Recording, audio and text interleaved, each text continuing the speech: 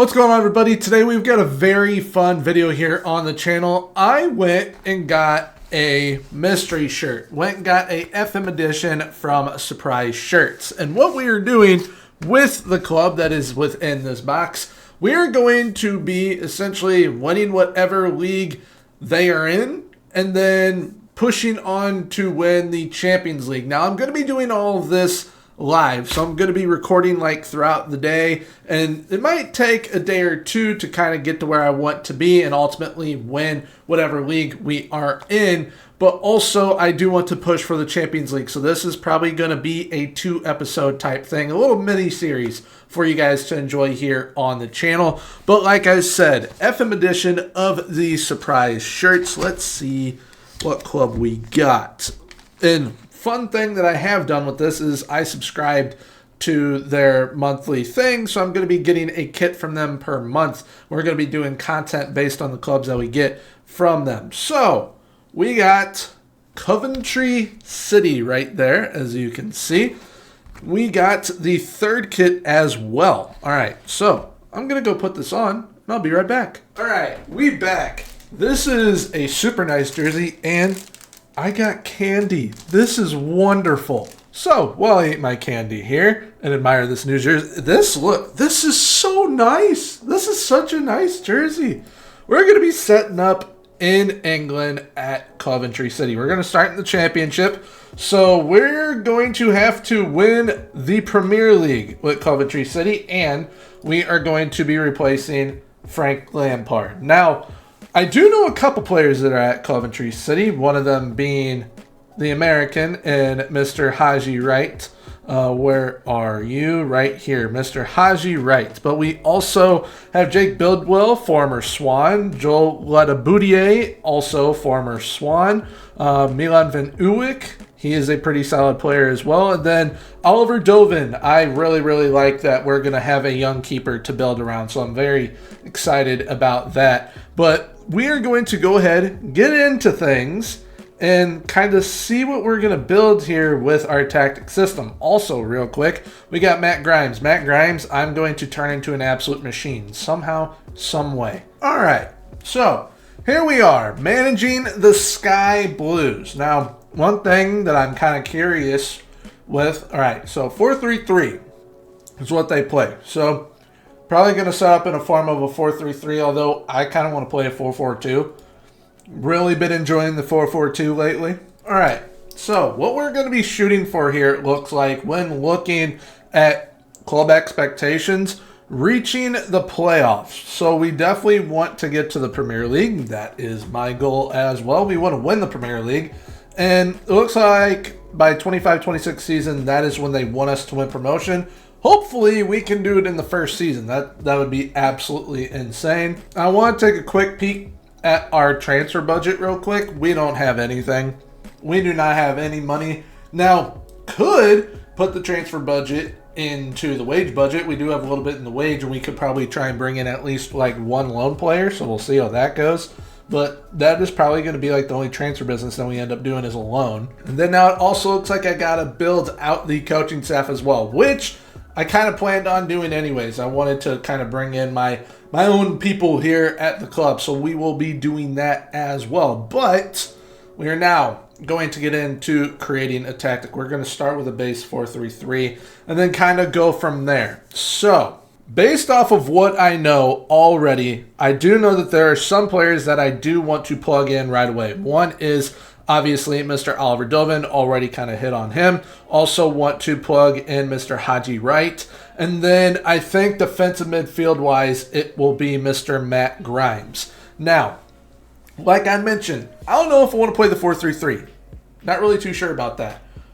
Kind of want to play a 4-4-2, and I think that we could do really well with a 4-4-2, especially if on loan I could get someone else to play up top with Haji Wright. Although we also do have Ellis Sims, and we also have Mr. Bassett as well. So we will see what ends up transpiring there, but I think I want to rock a 4-4-2. And so now with it lined up as that 4-4-2, what I'm thinking is we'll go double advance forwards up top, even though I have really been liking the deep line forward. Or I could go with a pressing forward, but what we would probably have to look to bring in someone, like I said, on loan to be able to pull off something like that. We're going to go with inverted wingers on attack here in midfield. We're going with segundo volantes here in defensive midfield because I absolutely love the segundos.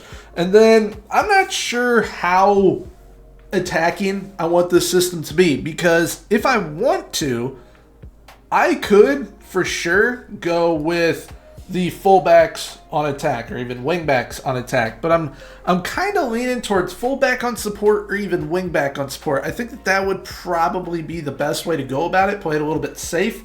Although in the championship, I think we're going to be good enough to play it a bit more aggressive. Once we get to the Prem, we would probably then have to make those adjustments, obviously, tactically. So I think I will go with the fullbacks on attack on the outside. And then I want to look at our center back situation. So let's look at Mr. Banks. You can't dribble. Okay, so can Kitching dribble? Can Kitching dribble? He can't dribble either. All right, we're playing central defenders on defend. That is what we are doing for this system. So essentially, these are going to be the roles that are implemented right here. I'm going to set up the rest of it, and then we'll kind of go over what we have as of right now. All right, so here we are with, I guess, what is going to be the best possible thing that we have right now. So we're going with a 4-4-2.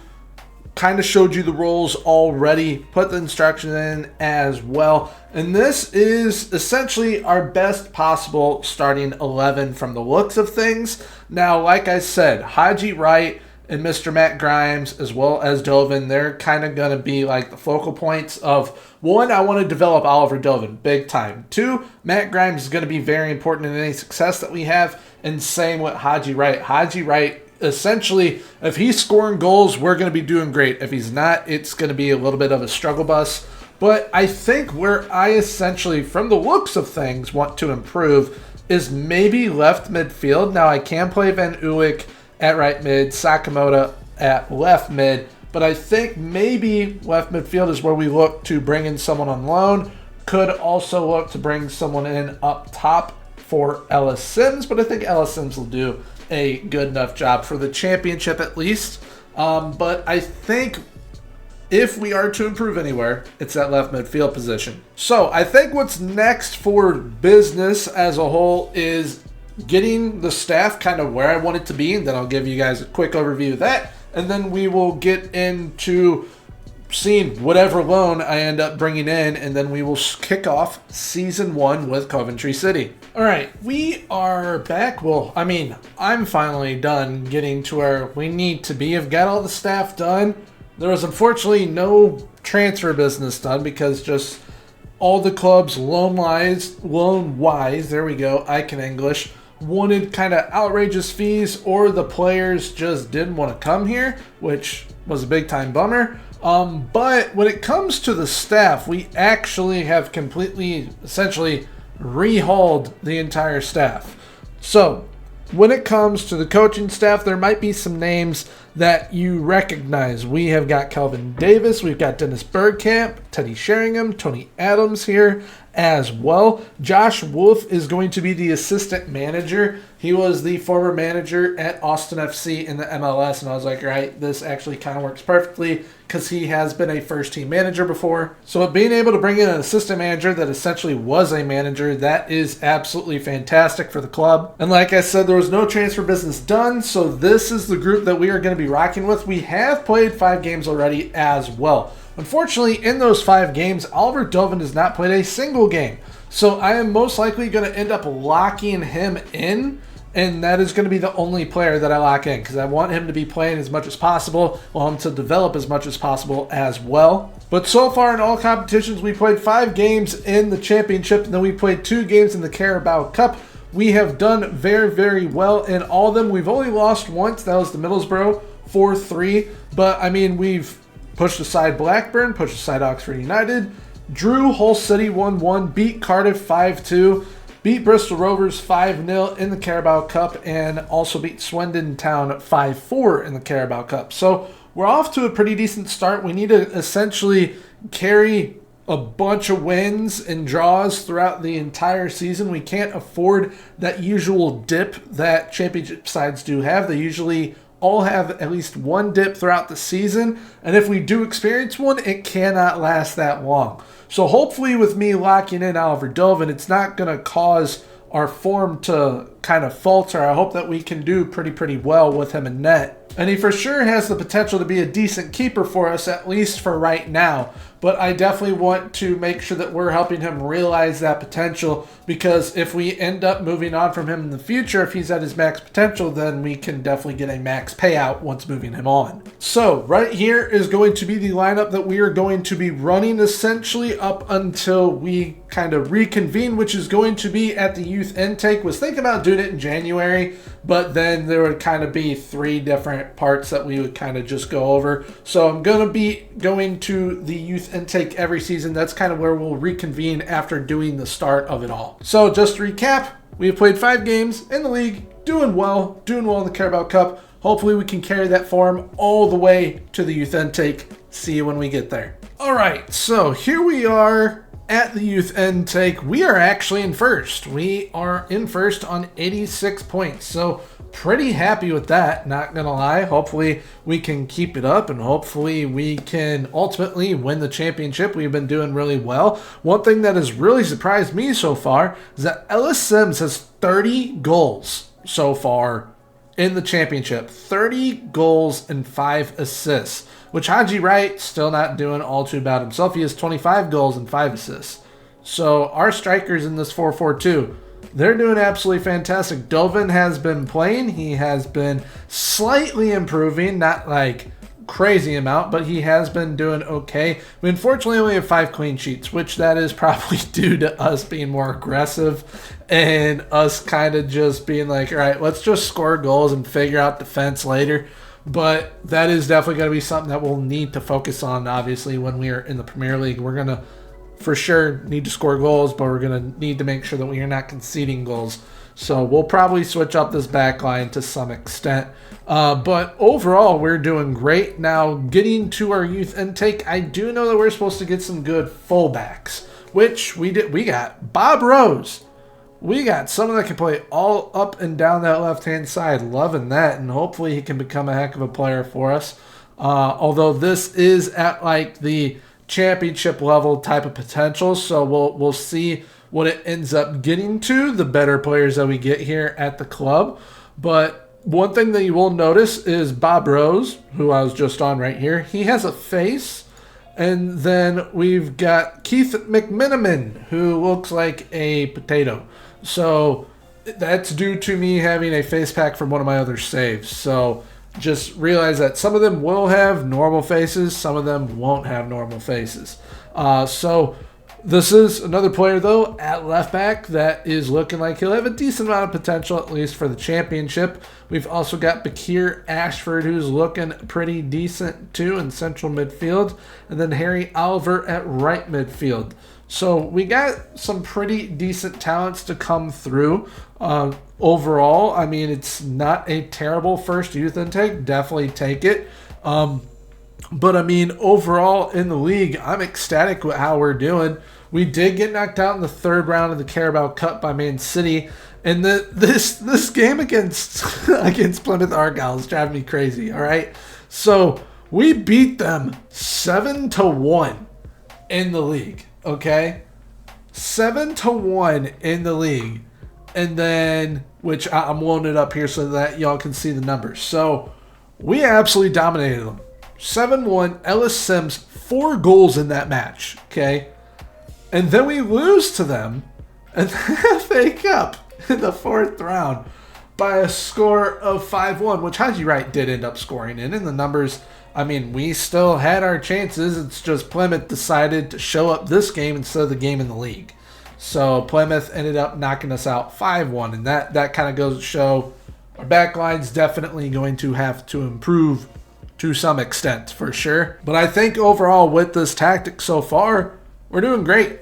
We're doing well. We have essentially all that we need to help get us promoted and whatnot. So hopefully that will be a achievable goal. But the one thing I'm fairly certain about is that this back line is going to need to improve, not only player personnel wise, but we're probably going to have to put these fullbacks instead of on attack on support at least.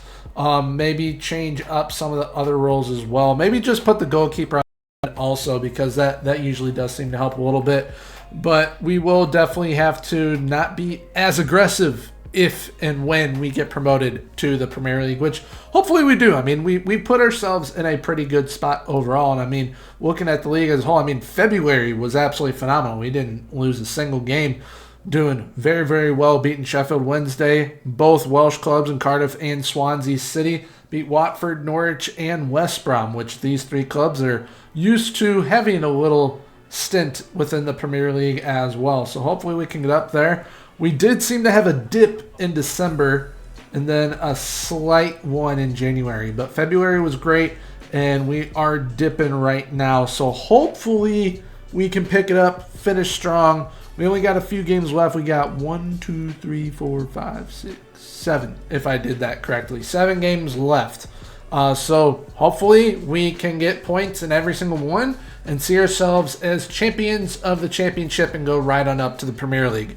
I'm going to go ahead, sign all these players, and then I will see you guys at the end of the season. All right, so we're here at the end of the season. We are champions of the championship. We're going up to the Prem.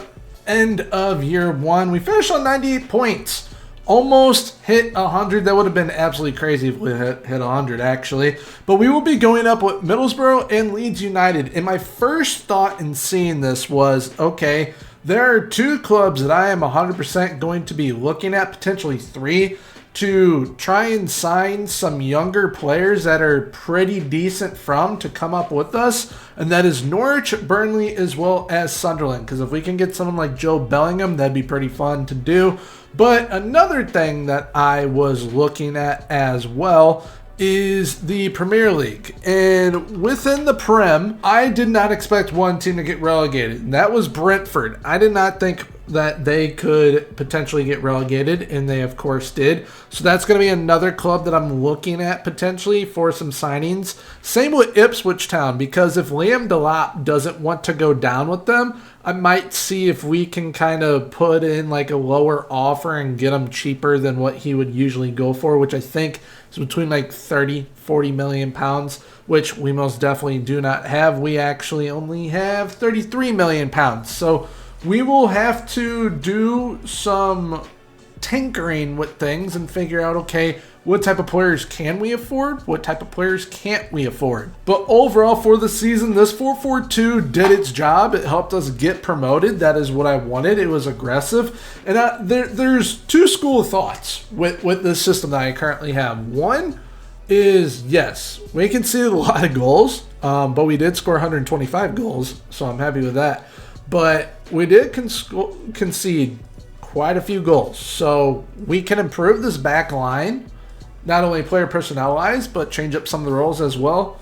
Or, hear me out on this, we have fun and outscore our problems. Because we're definitely going to have problems. It's not going to be easy in the Premier League, obviously, being a freshly promoted team. But I think I could definitely find the players to fit into the system to help us outscore the problems that we will have, as well as make sure that within the defense we are making improvements where needed. I think, honestly, across the whole back line, I need to bring in a player in at least each position. Defensive midfield, I think we're actually going to be okay with Matt Grimes. I might try and find someone to play with him. And then Haji Wright is going to be fine up top with Mr. Ellis Sims as well. But when it comes to those wings, that's going to be an area that I'm looking to improve again as well. And if I can find some center backs that I can end up playing as ball-playing defenders, that'd be a big-time help. But also, we need to get some center backs that are going to be able to score some goals on set pieces for us, big time. Which, when it comes to how the players performed overall, we did pretty darn well. Ellis Sims led the way with 37 goals, Haji Wright with 33. Our strikers combined for 70 goals in this 4-4-2 in the championship, so we can't be too upset with that. Mason Clark had 14. Matt Grimes from the Segundo Volante, he ended up having 12. Like I said, wanted to make him kind of a a focal point of the side in those 12 goals, along with 9 assists. That's massive. Then we've got Sakamoto and Bobby Thomas, both having 10 goals. Assist-wise, Van Uyck did well, so did Jay Da Silva, Jake Bidwell. They kind of rotated on that left-hand side as the left backs, which Jay Da Silva, 15 assists and only 23 starts, 28 appearances off the bench, though. Definitely take getting the same amount of assists as Jake Bidwell, who started a majority of the games at left back. Then we've got Mason Clark. He not only had the 14 goals, but 12 assists. And then Ben Schaaf had 11 assists. He played as a segundo volante with Mr. Grimes. So hopefully we can see some improvement in some other areas, such as a center back being up there, kind of being a broken player for us on corners, because we will need that to ensure survival and then potentially push for like a conference league spot in year one, which that is being pretty ambitious, but I think we can do it with this system if we improve in the right areas and then outscore our problems. So that'll be it for year one. I'm going to go ahead, do all the transfers and everything, and I'll see you at the beginning of season 2, which will be our first season in the Premier League with Coventry City. All right, so we are back and we are ready for season 2. Tactically, nothing changed, but there was a lot of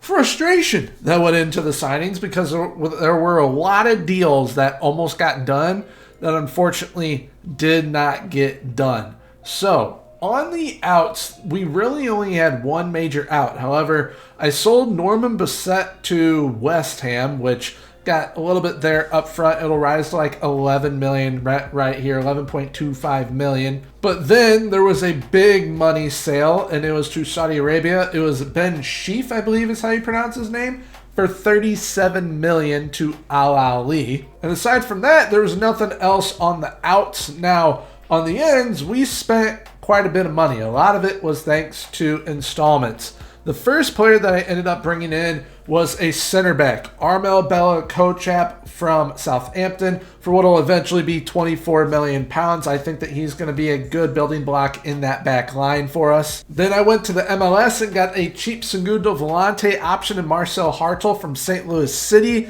in the MLS. Like I said, my hometown team as well, so I know quite a bit about him. Very good playmaker. Got him for around 5.5 million. Went to Napoli and got wonderkid center back Marcel Ratnik, the Slovenian wonderkid center back, and I want him and Armel Bella Kochap to essentially be our future back line. Of course, we'll probably have to upgrade from one of them, if not both of them, in the future, but for right now, I think they're both going to be very good options for us. I then went and got a Brazilian wonder kid from Shakhtar Donetsk for £10 million in Newerton. I'm going to be having him play at the left midfield position, and I also brought in a right midfielder as well, which I'll get to in a moment. But I went and got a right back who can also play at left back if need be for 16.25 million at Sturm Graz. It was Max Johnston. Really like his attributes. I think that he can be pretty good and a pretty decent playmaker for us. I then returned to St. Louis City and got Edouard Leuven for 12.75 million with installments and whatnot. But one thing that definitely sucks, because I was really looking forward to seeing how he did.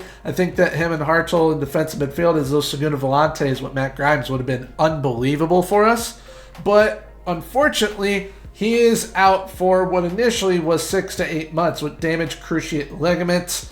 And I had to go and get another player to play there in the meantime for those 3 to 5 months, which he probably won't be back until January, February, most likely for us. But before I was able to land his replacement, I went and got a big dog up top, 46.5 million with installments, Liam Delap from Ipswich. They got relegated. He wanted out. I thought, okay, him and Haji right up top, that's going to be unbelievable for us. So hopefully it goes pretty darn well. Currently, as you can see, he is also injured for about a week to 2 weeks. But that right midfielder that I brought in was Leo Abada from the MLS. Used to be at Celtic, can develop into a pretty darn good player. Brought him in for what will be £14 million in installments. And then the replacement for Edouard Leuven is Mr. Harry Winks that I brought in from relegated Leicester City for what will be £24.5 million. So we spent a lot of money, but hopefully the money that we spent is going to be enough to help keep us up in the Prem. And being that we have injuries, we have already been playing some games. We have played, I believe it was Colchester in the Carabao Cup. We beat them.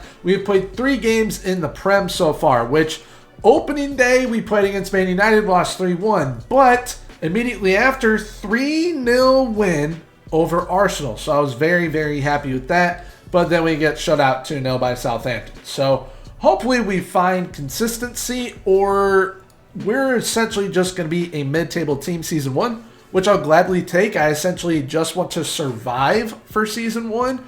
But if we can push on and push into a Conference League spot, that would be absolutely fantastic. Now, one thing that I was realizing through those 3 games plus the Carabao Cup, still wasn't playing the players I wanted to play. So I'm going to be locking in the players that I want to play as many games as possible. Leal Abada on that right wing. We'll have Ratnick and Bella Kochat back there with Mr. Oliver Dovin in net. And hopefully we do well enough to survive in the Premier League in Season 1. Maybe even push for Europa Conference League spot. That would be absolutely fantastic. But right now, main goal, just trying to survive. That's all that we can really do and hope for right now. And when it comes to finances, I have £1.8 million left. And when it comes to January, there's going to be one player that I'm going to try and get if I can. So if I am able to get him, I will update you come the youth intake, because that is the next time that we will meet. So overall, sticking with the same tactic, we are starting in the league. We currently sit in 14th with 3 games played. Our next match is against Newcastle, who currently they are in 18th. So hopefully we can add to their misery, make sure that they stay down there. We start moving up the table. That'd be pretty nice. But I'm hoping for just mid-table finish and at the maximum Europa Conference League qualification. So we'll see how it goes, and I will see you all at the youth intake. All right, everyone, we are back here at the youth intake, and I'm going to update you guys on the league really quickly. So we currently sit in 15th. We have actually done pretty darn well up until this past month. This past month has been absolutely abysmal. In January, you can see January's probably been our best month. We did absolutely fantastic, and you can see that we made it to the Carabao Cup semi-final. And we made it to the final and got absolutely smoked by Liverpool here 5-1. We had absolutely no chance against them. But since February, we have done very, very poor. I mean, absolutely atrocious. So I was trying out a different tactic against Fulham, Man City, as well as Tottenham, but still can't get a win. And with this group, it is kind of difficult to get anything going. The 4-4-2 is allowing us to outscore our problems, but I also wanted to try this 4-2-3-1, and we simply just don't have the players to play this system. It's a very, very good system overall, but we simply just do not have the players to play the system yet. But like I had mentioned previously, if there were going to be any moves in January, I was going to let y'all know here at the youth intake. There was one player that I was trying to get, but Man City got him. It was Farahall Seth Naipan. But I ended up bringing in 2 other wonder kids. One of those being Hassan Ouedraogo, who actually has been playing pretty decent for us so far. Brought him in for 17.25 million from Leipzig, so I'm looking forward to seeing what he's going to be able to do, because come season 3, we will be kind of building around some of these youngsters and making it to where they're going to be the focal point of our side. And no matter how we do, I kind of want to start building around them. And another wonder kid that I brought in was Mr. Nico Paz for £4 million from Como. I think for £4 million getting Nico Paz, that's an absolute steal. And when it comes to our youth intake, we really only got one really, really good talent, and that was Tomas Wawrzyniak, I believe is how it is pronounced. He is a number 10 that can also play up top or in central midfield. So we will see if we're going to be able to turn him into anything. And I mean, some of his attributes I really do like. And I mean, at 16 years of age, I think I can definitely work with this. and develop him into a pretty decent number 10. He's got great first touch, some pretty decent passing, very good technique already, and I love his vision and teamwork as well. If his work rate was higher, this dude would be unbelievable, and I'd probably honestly start playing him as soon as next season, just kind of force him into the team and to kind of help further his development. But other than that, we got some other pretty decent talents here as well, so I'll make sure to sign up everyone, and we're gonna try and start developing players as soon as next season, whether I am giving them game time in the first team or we're looking to get some of them out on loans potentially. But overall, when it comes to the side, I'm going to be rocking this 4-4-2 the rest of the way. Hopefully we can stay up. I'm hoping that we can. I think that we'll be able to do enough if players can kind of hit the ground running. I'm only going to lock in Bella Kochap and Dovin. I have been kind of simulating every single game one at a time to help ensure the best results possible. But unfortunately, just recently, it has not been going our way. So I'm going to hope that kind of by just locking in these two and seeing what our assistant manager kind of does with the rest of the squad, that it allows everyone to kind of get the games that they need and to have the influence that they need on the side to ensure that we do stay up in the Prem. But overall, so far in the league, I think just surviving, obviously, that was our main goal. But getting to the Carabao Cup final in our first season in the Prem, that's absolutely massive. So hopefully we can build off of that in the future. But I'm going to go ahead and get us to the end of the season. We'll see how things shake out. So I'll see you in a moment. All right, so here we are at the end of the season. And honestly, we ended up doing pretty well at the end of the season. We ended up finishing in 13th. We went on a bit of a heater at the end of the season. We ended up losing 1-0 to West Ham, and then we ended up doing pretty darn well. The only other game that we lost was to Liverpool, which I'll show you here with the schedule. So like I said, we lost that 1-0 game to West Ham United. And then we beat Crystal Palace by a score of 4-1, beat Forest 4-0, beat Brighton 2-1. We absolutely annihilated Middlesbrough 5-1. Middlesbrough did terrible. They were one of the clubs that came up with us. There's that 5-2 loss to Liverpool. But then I think this is one of our bigger wins throughout the season. We beat Man United in there as well as Arsenal earlier on in the season. But to end the season in the form that we did and to beat Chelsea of all clubs by a score of 4-1, I'm very, very happy with that. And I was looking at the main players that essentially were playing are on screen right now. This is essentially what our assistant manager was implementing a lot of the time. And Newerton had a fantastic end to the season. Everyone kind of started to get going, it seemed. However, when we look at the numbers overall, it's definitely a bit lackluster. So we're going to need to find ways to get more from the side. Haji Wright led the way with 20 goals. Liam Delap, I feel personally, way underperformed. I thought that he was going to be up there with Haji Wright. He had 10 goals less with 10 goals. But Newerton ended the season on 9 goals. I was very happy with that. Abada, I think we need more from him.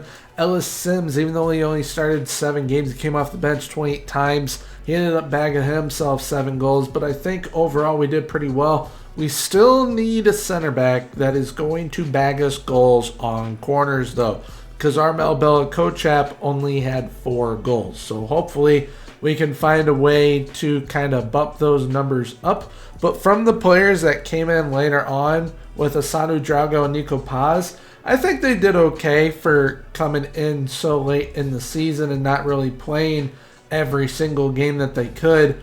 But assist-wise, leading the way was Milan Van Uyck. Harry Winks was also up there. Newerton as well. Marcel Hartl, out of the players that I brought in, I didn't expect him to do what he did. I thought that he was going to be like a good rotational piece. But early on in the season, he was a major reason as to why we were winning games early on in the season. He did pretty darn well.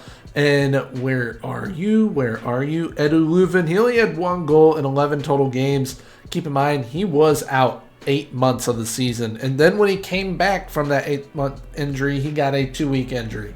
So he didn't really get to play a whole heck of a lot. We'll probably see him more so next season because there are going to be quite a few players that I do look to move on. But also I think there are going to be quite a few players that we're looking to have bigger roles, such as Asanu Drago, such as Nico Paz. We're going to need more from other players also, or we're going to look to either bump them down to squad players or replace them altogether. But overall, for Season 2, I think we did pretty all right. We had some big-time rough patches, but we were pretty close to finishing in 11th. We were only 2 points off. Our goal differential is actually, no, we were not going to be finishing in 11th. We were 3 points off of 11th. There we go. Now I can read correctly. But our goal differential is definitely going to be something that I want to improve, and I do not want to have 20 losses again. So with this tactic, I'm thinking of bumping those fullbacks on attack to fullbacks on support, or changing the system altogether. The 4-4-2 does do pretty well for us though, and it really helps us try and get the most that we can out of Delap and Wright. So it's either we're going to be selling one of them, loaning out one of them, or implementing a two-striker system, because I don't think having one start, having one come off the bench would be too smart with the money that we paid for Liam Delap. But you never know. It might work having a rotation like that, but I think if we are to switch formation, it'll end up switching to something like this 4-2-3-1 or a 4-3-3 as well. So I'll figure out what I'm going to do with the tactic itself. But when it comes to signings for next season, we have almost £45.5 million to work with. So if I am selling some players, it's going to add to what could potentially become a war chest for us to really improve this side. Because when looking at the side as a whole, if I go to general info here and sort by potential, we have some high potential players. We have got Asanu Drago, Paz, Rotnick, Abada, Newerton, and Johnston. That essentially is our future right there. We need to help all of them get to the levels that they can get to, and they'll be big time performers for us. Now, some players do want out. One of them that's wanted out the entire season, I think it affected his performance big time, is Oliver Dovin. If there are going to be players that do not want to be here at Coventry City, then I will definitely be looking to move them on.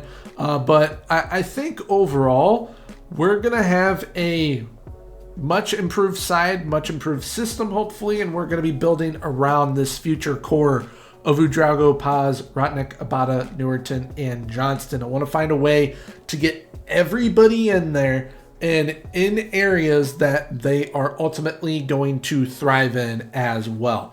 So I think with how Newerton ended the season, I think that playing him as an inverted winger, maybe deeper, maybe a little bit further forward, is definitely going to be a idea to kind of look out for with whatever tactic I do end up switching to, or even adapting this current 4-4-2 with, to where we're going to get a lot out of Newerton and a little bit more out of Leo Abada as well. But that wraps up Season 2. Gonna go ahead, do all the signings and everything, and get us ready for Season 3. Alright, so here we are for Season 3. Now, Season 3, I think, might be pretty promising for us. There's a couple reasons. One, the signings I ended up making gonna set us up great for the future, I believe. Two, kind of created a wacky system that I think is actually gonna work quite well for us based upon how it performed in preseason, but also so far in the league. Even though we're 1-1-1 in the league, I still think it's going to be pretty darn good for us. And then there was a very interesting, I don't know if it's a mishap, if it's a bug in the game or what, when it comes to the finances, but I will show you what I mean right here. So as you see, we're chilling. Like, we're pretty darn rich here at Coventry City, being that we're in the Premier League now. But the transfer budget, it's not actually supposed to be $57.9 million. We're actually supposed to be at $66 million. And then apparently the wage budget is supposed to be in the red. However, it would not allow me to adjust the budget. Now you can see it allows me to adjust the budget. Don't know why, but I had to use the in-game editor to be able to essentially allow me to move the money around to where I can then have it be where, all right, the wage isn't in the red, because it wouldn't allow me to take any of the transfer budget and apply it to our wage budget. Absolutely no idea why it did that, but it's FM, and FM always has something wrong, whether it is us getting FM'd or there's a bug. So I have fixed that with the power of the in-game editor, and I made sure that I took money out of the transfer budget instead of just adding it to the wage budget. So that still made some sense. But we are going to cover the transfers here for season 3. So we made £85 million, which I was not really expecting to make that much money, but we sold Milan Van Uwijk to Al Ittihad for $43 million. We ended up actually moving on already from Edouard Leuven, which didn't really want to, but I was like, you know what? We'd make a profit, $14.75 million to Al Ali in Saudi Arabia. We then sold Lewis Binks to Bristol City for $3 million. Efron Mason-Clark ended up going to Swansea City for $5.75 million. And then Victor Torp ended up going to Shanghai Port for £19 million, which most definitely will take that. Then Oliver Dovin, like I had kind of just hit on recently, he didn't want to be at the club. So I was like, you know what?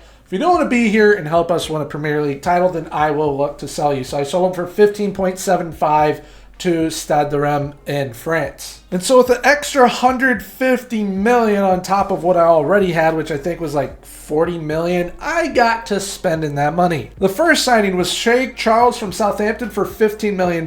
Then I went and got a new goalkeeper, James Trafford, for $32.5 from Burnley. Added a new left back in Jordan Boss for $26 million from KV Westerlo in Belgium. Went and got Zeno de Bast from Hoffenheim for £48 million. I think that this is going to be a vital signing to our future. I then went and got a pretty fun idea that I had. I wanted to get a cup goalkeeper, and I wanted to also have them be a young goalkeeper. So we have a 22-year-old goalkeeper, James Trafford, and a 21-year-old goalkeeper here with Danil Kudyakov for $5.5 million from Sturm Graz. And his potential is actually better than Trafford. So he may eventually outgrow James Trafford and they might switch roles for us. But I want to make sure that we are rotating both of them. So I'm going to be going game by game again, simulating it so that we can make sure that they are getting that rotation with cup competitions and with the domestic league. I then went to FC Basel and got Adriano Aguiabule for $15.5 million. And this was our last signing. A lot of these signings were kind of based on youth. I wanted us to get younger. I wanted us to plan for the future. Whatever the league kind of throws at our way this season, we will deal with. But I want to make sure that we are planning for the future and bringing in players with some massive potential, as we did with Asanu Drago as well as Nico Paz towards the end of last season. So moving on from those transfers here in Season 3, we have played 3 games so far. We're 1-1-1. On 4 points, sitting in 12th. We have also played Watford in the Carabao Cup, and we ended up beating them 4-1. Our 3 league matches, we ended up beating Fulham 2-1, drew Everton 0-0, and then lost to Man United 2-1, which that is a much better scoreline this season than it was previously against them. And when I say a wacky system, I think the wacky system is helping us. It is a 4-3-3, however, I am using double inverted wingbacks in a side that we probably shouldn't be doing it just yet, but we're going to do it anyways. And we are also rocking a halfback, and this is kind of one of the rotated sides. However, a lot of these players, I am really looking forward to seeing what they're going to be doing. So far, Nico Paz has been absolutely fantastic for us, as has Marcel Hartel. He has 3 goals already. He's absolutely unbelievable. Don't know why he's so darn good, but he has been fantastic. And Asanu Drago has also been very good as well. We need the strikers to get going, though, because through our 4 games that we played so far, Liam Delap only has a goal, and then Haji Wright has not scored yet. So it's a bit unfortunate, but I do want to show you guys here with the schedule. And when I was kind of tinkering with the tactic itself to kind of get it to where I wanted it to be, I was like, okay, let's kind of have some talented sides of all levels. So we start off with Banek Ostrava. We played some sides in Scotland, as that is where our preseason took place. Then we also played Sporting, Cercle Bruges, and Inter Milan. And when we beat Inter Milan, I was like, okay, we might actually be onto something here, because we drew Sporting. I was like, that's a decent result, not gonna lie. And then you see the 4-1-1 to Cercle Bruges. I kind of would hope that we would end up beating Cercle Bruges because of the talent that we brought in. And then we see the 3-1 win over Inter Milan, which I was very happy with. Abada had 2 goals in that game. Marcel Hartel had a goal there too. But then you get that draw against Everton. I'm like, well, okay, maybe I'm just dreaming. But then we beat Fulham, Watford, and then we had I consider a respectable loss to Man United, because Man United does have way more money than us and are able to attract way bigger talents as of right now. So I'm happy with the start to the season so far. And I think based upon our second season, we went on a cup run our first season in the Prem. We made it to the Carabao Cup final. I don't think there's any reason we can't go on another cup run, whether it's Carabao Cup or the FA Cup. But I also want to try and push higher up the league table. If we can get to around 10th to 7th, I'll definitely take that, because that's a major improvement from season 2. But that is that. I'm going to go ahead, simulate things, and I will see you at the youth intake. All right, here we are at the youth intake here in season 3, and we've kind of had an up and down season, as we can see here right now in the Prem table. We currently sit 14th. At one point, as we can see up here in previous league positions, we were all the way up in 4th at the beginning of the season. That was rocking the 4-3-3. And then it all fell apart. And I have been essentially trying to save us the entire time. So we ended up getting back up to 11th. We are now back down in 14th. We got knocked out in the 5th round of the FA Cup this time around. So, I mean, we played Man City. We're for sure not going to do well against them. But then Carabao Cup-wise, we got knocked down in the 4th round by Wolves. I thought that was a very winnable game. But one thing that's been hurting us is that James Trafford keeps on getting hurt. So if he could stay 100% healthy, that'd be great. As you can see, we're now using my 4-2-3-1 Frosty. That is essentially the only thing saving us right now, is rocking a 4-2-3-1. We are probably going to have to switch to that going forward. It's just, which one are we going to end up switching to? I don't know. It might be this 4-2-3-1 Frosty, of course, but not too sure yet. We've had some players performing quite well. Onyegbue, I'm very happy with how he's been playing. He's got 5 goals, 4 assists, and 22 appearances, but we still need more from other players. Liam Delap this time around, he has 12 goals. He's got 8 within the league. But we definitely need some more from certain players. Marcel Hartel, once again, kind of blowing me away with how he's been playing. He's done really, really well in cup competitions, especially the Carabao Cup. He had 4 goals and 3 appearances. But, I mean, overall, he's performing way better than a lot of the other players that we need to start kind of carrying their weight. And our center back situation still is not ideal. I'm starting to believe Bella Kochap is the issue, because no matter who we put with them, they end up forming a poor link. However, when I'm not playing Bella Kochap, we don't do well. When I'm playing Bella Kochap, we don't do well. So I'm not really sure where to go with that, but I'm sure we'll figure it out. However, we are here for our youth intake, and youth intake this time around is not that great. Honestly, not that great. We got a below average intake, but we got Danny Clark, who is a goalkeeper, coming through. So that's nice. And then we've also got Jordan Sr., who looks to be our highest potential player in this youth intake, who can play up top at the 10 or on the right wing too. Then we've got Seb Adams, who can play left back or right back. So we'll see if any of these players can develop and become something for us. But I'm starting to think we're definitely going to have to play 4-2-3-1. And I've tried to go game by game by game managing, but the micromanaging, I think, is also hurting us. So I'm just going to kind of let them play out the rest of this season.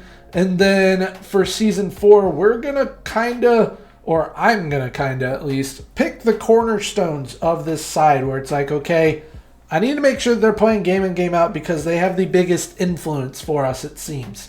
So those will be the players that I end up locking in and making sure that they're playing as much as possible. And then we also, I'm hoping, because when I look at the league, say we go on a little run here in the last couple of games, we could potentially end up as high as 8th. So I think that'd be great if we can get up there. Once again, we got to go on a little run here, but I think it can be doable, because looking at the form, like I said, we started great. we were all the way up in fourth, and then it just went to crap. And I mean, we keep on having to play all of the big dogs in a row. Thankfully, we've beaten we've beaten Arsenal this season. Liverpool's beaten us essentially every time. But I mean, we need to find some sort of consistency. We can't lose to the teams we should beat and then beat the teams we should lose to. So we definitely still have a long ways to go, as it is only our second season in the Premier League. But I think if we can find those cornerstone players, figure out a 4-2-3-1 to play, because that seems the direction that we're heading in to make this work for us to be able to win a Prem, then I think we're going to need to find those cornerstones or identify those players that we need playing game in, game out for us. But our remaining games, we've got Man City and we've got Tottenham. Those are the bookends. I think all of the games in between we should be able to get points from.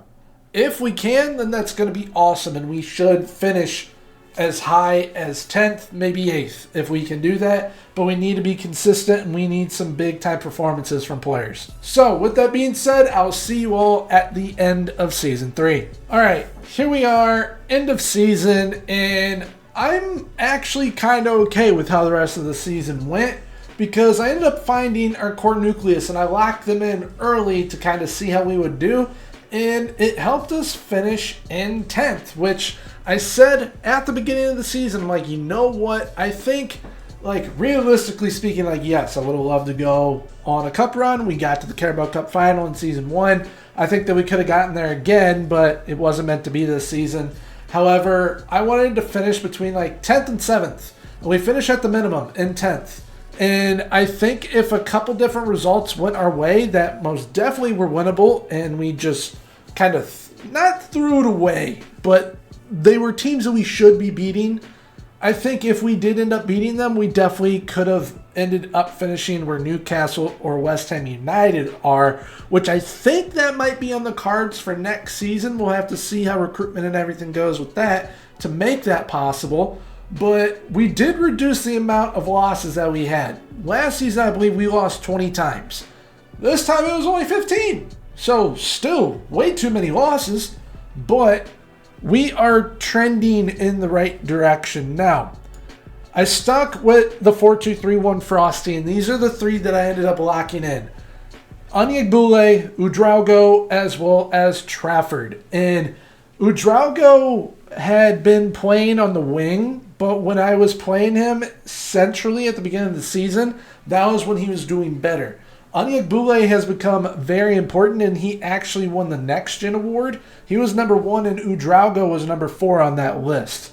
So we've got some promising youngsters here. We've got two very important key pieces to this side moving forward already figured out, and that is Onyegbule as well as Udraugo. I'm going to be training him, Udraugo that is, to play as a defensive midfielder on support going forward, and that is going to be where he slots into this side. And I think if we can slowly figure out what other players are going to be like those core pieces, then the better we're going to get, because our end run was actually pretty darn good. We beat Manchester City. We beat Man City. Like, that's unbelievable. Then we beat Brentford, lost to Bournemouth, lost to Villa, and then that is when I locked those three in. And we shut out West Ham, shut out Sheffield United, shut out Crystal Palace, and then drew Tottenham, who, I don't know if you saw it, they won the league on 91 points. So Tottenham, you guys are only a few seasons away from winning the league. All you need to do is be patient with Ange and then bring in Florian Wirtz for 102 million. If you do that, I guess you're going to win the Prem. But overall, I think that this season, big time improvement from last season, even though we got to the Carabao Cup final last season.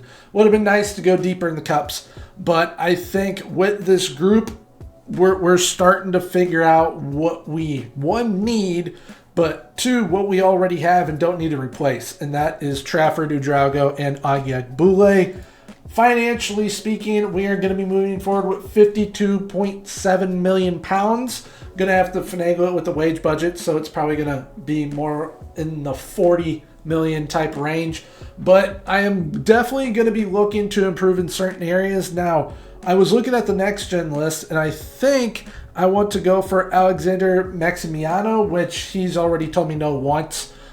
He doesn't think that we match his ambition, even though we're in the Premier League, but we don't match his ambition. So hopefully we can find a way to convince him. He is currently wanted by Villarreal, and I mean, they're kind of in the same boat as us. They're not like challenging for titles or anything. They're trying to get there.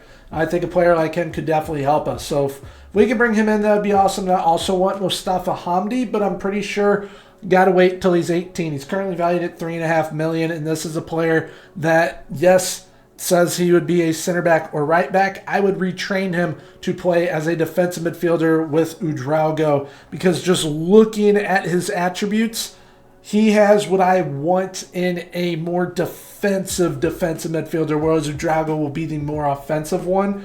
And one thing that really helps contribute to that is his work rate. I love defensive midfielders with high work rates, and he's also got great stamina. So I think if we can land him, I think that that'll be a great signing. We got to wait till June 20th, it looks like, when he turns 18. So hopefully we have him in Season 4 and potentially lock him in alongside Udrago, and then just kind of see who else gets some playing time. But I also want that Portuguese winger for the right side. Maybe move Abada to the left side because Newerton just wasn't where we needed him to be this season.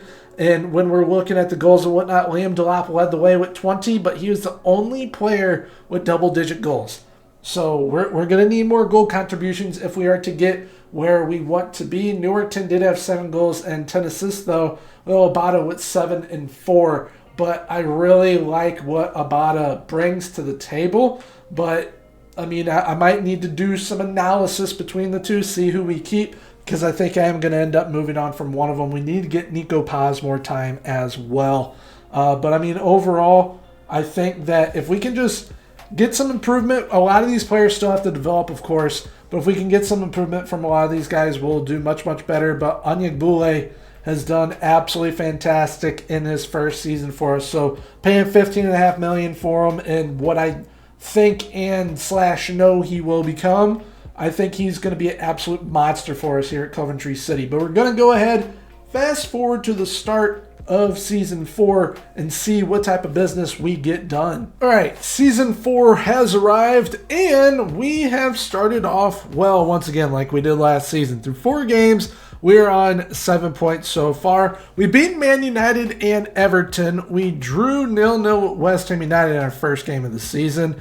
And then somehow we've lost 1-0 to Burnley. So we're beating the teams we shouldn't beat. We're losing to the teams we should beat once again. We're also out of the Carabao Cup already.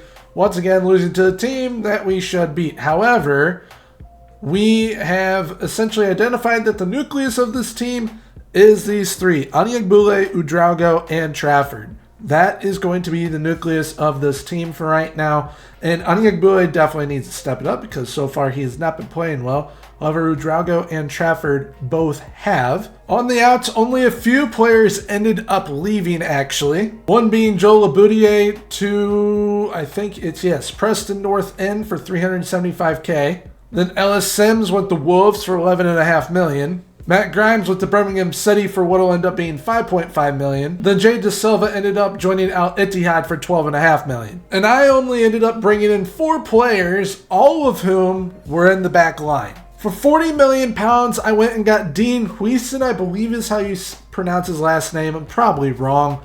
But we went and got him for £40 million from Bournemouth. We brought in Charlie Cresswell from Toulouse for $8.25 million. We went and got a new Gin Wonder Kid left back, Leandro Ferreira from Botafogo for $2.5 million. And then we went and got Augustin Jay from Palmeiras for $7 million. And I think these 4 signings in that back line, a lot of them are going to be part of the future of this side, whether they're just rotational players or they are everyday starters for us. And we do have quite a few options now here at center back. We have got plenty of options, but so far as we can see from games played, Cresswell and Dean have played the most amount of games out of everyone. So I'm kind of hoping that that continues, I do want Zeno DeBas getting in there as well. So I might have to end up doing some manual rotation at some point. But I'm pretty sure for now, I'm just going to rock with these three here. And we're going to need a lot of people to step it up this season. We need Anyagbule to get going because last season he was absolutely incredible. But Ouedraogo is off to a good start. Trafford's off to a good start. And we currently sit 5th in the Premier League, getting ready for our 4th season here. Now, I think realistic goal, once again, top 10. But what I am aiming for is 7th. I want to make sure that in this season, we are getting into the Europa Conference League at a minimum, essentially. I think still, if we finish top 10, I'm happy with that. The players are developing. They're getting to where they need to be. But we need to qualify for continental competition. We're already out of the Carabao Cup. FA Cup, I expect to kind of go the same way as the Carabao Cup. So we're focusing mainly on the league, and we need to make sure that we are kind of up to par and have a high standard of the level that we need within the league this season, because I think with the reinforcements I brought in with the back line, that is a big-time bolster to that back line, and a lot of the players up front need to start pulling their weight. So hopefully they do end up doing that. But now I guess without further ado, let's go ahead and fast forward to the youth intake, and I will see you there once we get there. All right, so here we are at the youth intake, and I can confidently say we are building a beast. Slowly but surely, but we are building up a beast. This is currently how the table looks here on the left side of the screen. The lowest we have been is 10th, and that was in week 1. We have gone as high as 1st as well. We have been pretty darn consistent this season.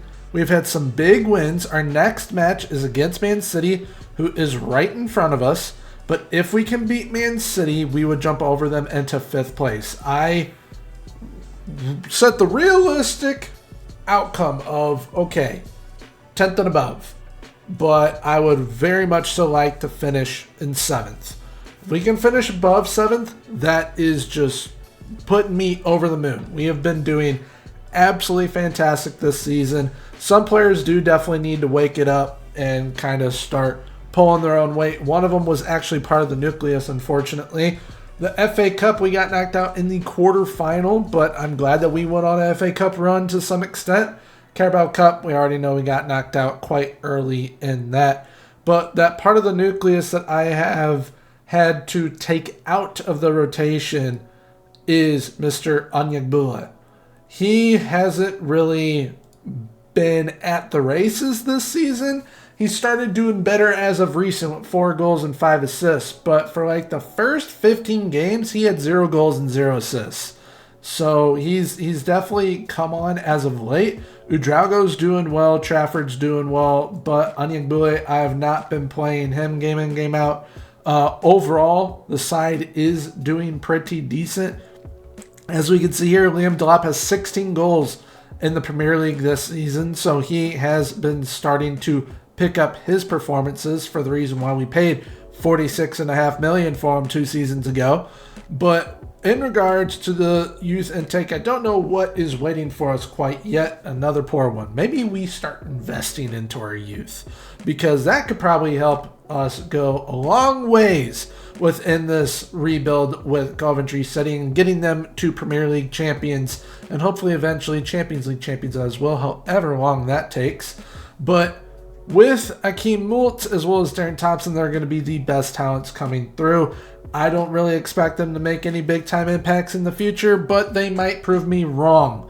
So we shall see. I'll make sure to sign up everyone.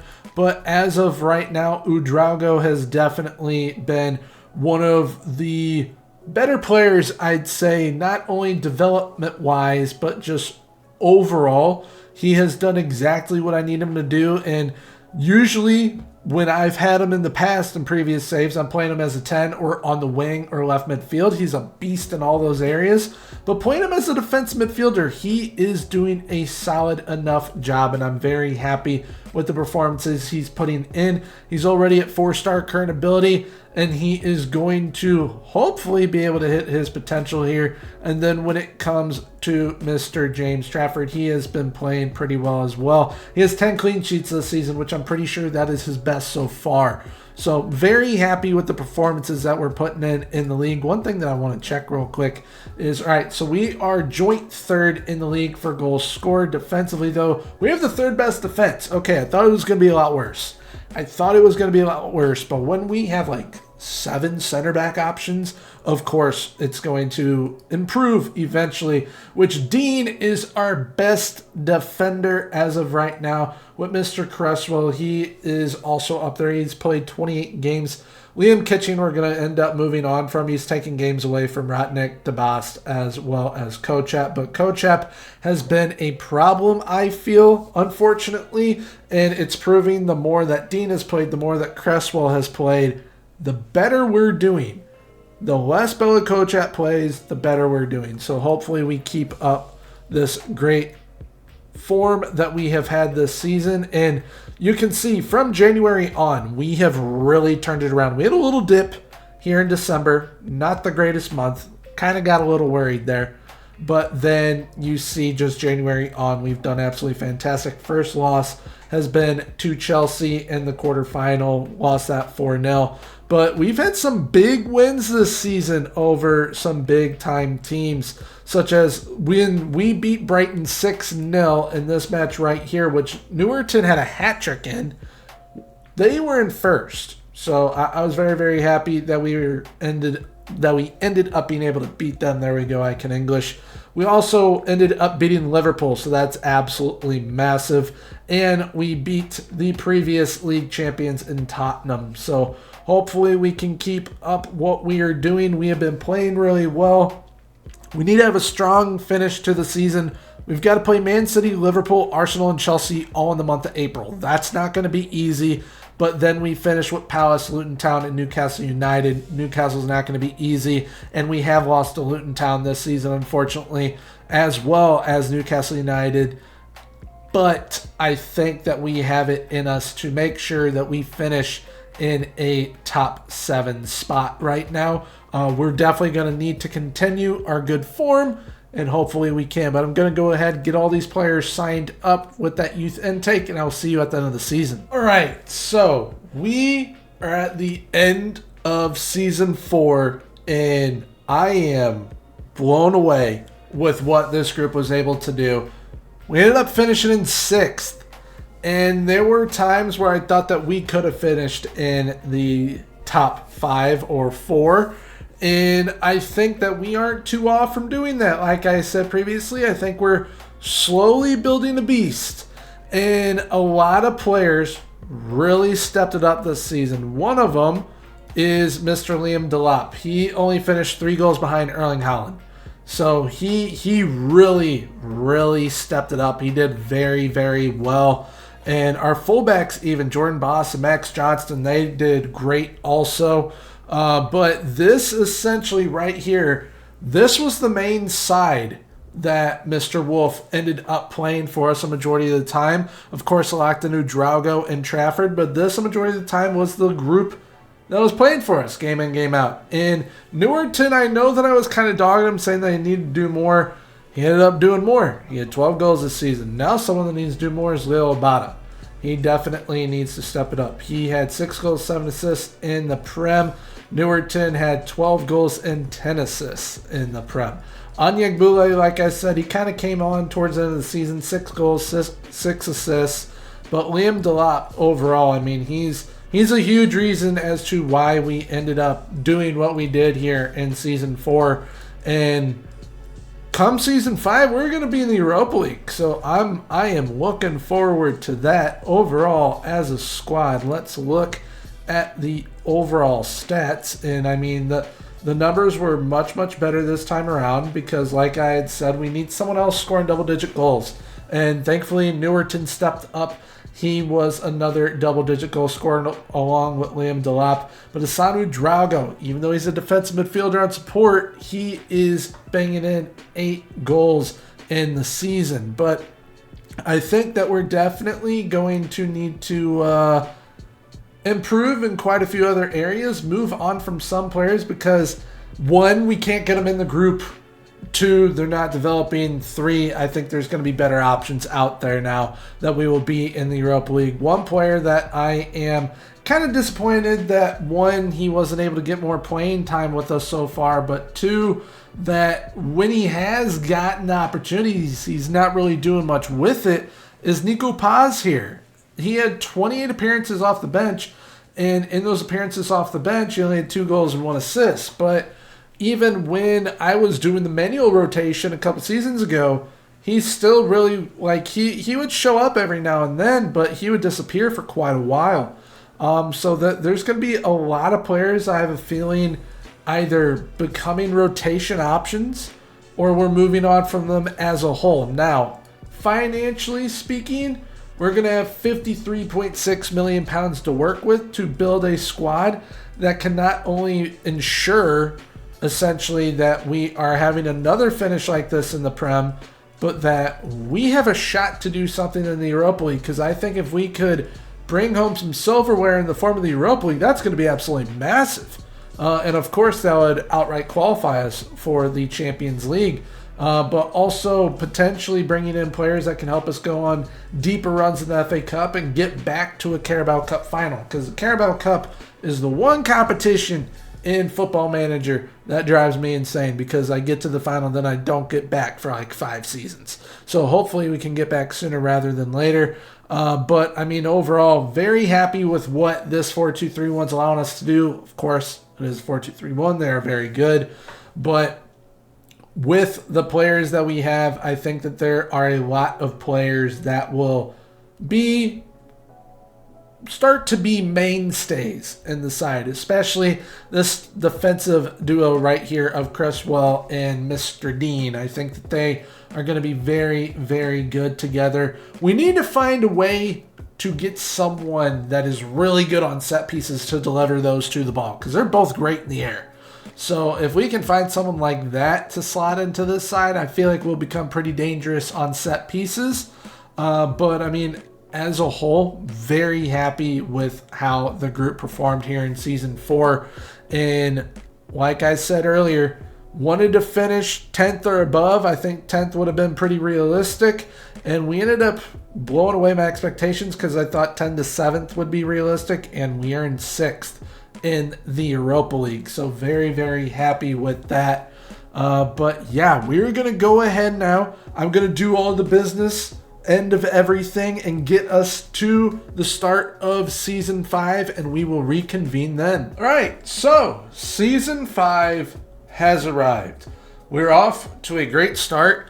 I wasn't able to get all the business that I wanted to get done because a lot of the bigger clubs ended up snatching up the players, which is really starting to get annoying. But I was still able to get some pretty solid players in through the door, as well as start working on a little side project I've been doing with some of the staff members, because I'm taking like older players that have retired and then trying to make them pretty good staff members. And we've done it so far with 2 of them. Then I've also brought in another former player into the main first team staff already. But right now we are here with the league. So we are currently sitting 4th after 4 games. We have shut out Southampton, as we have with Wolverhampton, both 2-0. And then we had a 1-1 draw with Everton and a 2-2 draw with Arsenal. So we're doing all right. We also knocked out Chelsea in the Carabao Cup on pens, 3-3. We are in the Europa League this season as well, which we'll be able to take a look at our schedules, see kind of what is in store for us. But when it comes to the transfers, on the outs, it was 2 different players. One of them being Mr. Haji Wright, sold him to Sunderland for $10.75 million. We also ended up selling our backup to Nil Kudyukov for $7.5 million. So made a little bit of profit on Kudyukov, which I am happy about. I didn't want to lose him because I wanted him to still be our backup, but he wanted to go to Bayer Leverkusen. So I was like, all right, you know what? We'll let him go. But when it comes to the ends, we ended up bringing in 7 players for around 26 million pounds, which I was really surprised I was able to do the business that I did, getting the players that I did with spending so little. The first signing was a Colombian striker by the name of Michael Sadovnik from Atlético Nacional. We got him for 1.7 million pounds, and looking at his attributes, he is pretty darn solid, has some great potential as well, so I'm hoping that him and Liam Delap on a rotation are going to be pretty good for us now that we have offloaded Haji Wright. I then went to Argentina and got a very, very solid number 10 wonder kid from Independiente for 12 million pounds, Jeremiah Falco.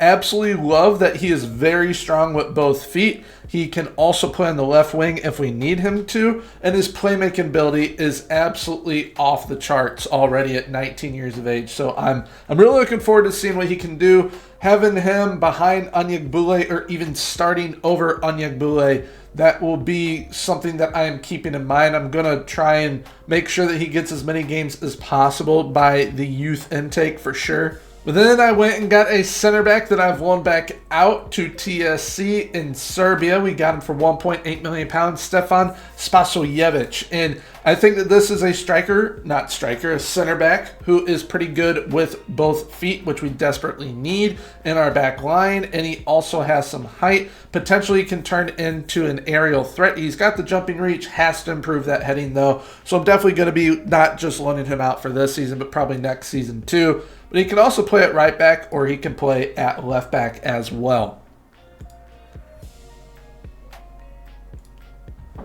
Then went to the MLS to enter Miami, paid 6 million pounds for Sergio Miranda, and we faced some competition to get this one over the line, but I'm very happy with bringing him in, and I am essentially bringing him in to take over for Harry Winks. Once Harry Winks retires, he's now 31. We also may end up letting him walk at the end of the season once he turns 32, but I think Sergio Miranda is going to be a very solid option for us alongside Asanu Drago. We then went and got an Iranian winger in Abulfazi Hosseini for £1 million. And when looking at his attributes and looking at the positions he can play, it's a versatile player that we desperately need in this side. He can play a multitude of positions. He's got some great potential as well. And I'm hoping that with his playmaking ability, whether he's either playing on the wing or playing at right back, he's going to make some plays for us. Then had to go get the backup goalkeeper, so we went and got Martin van de Voort for £5 million from RB Leipzig.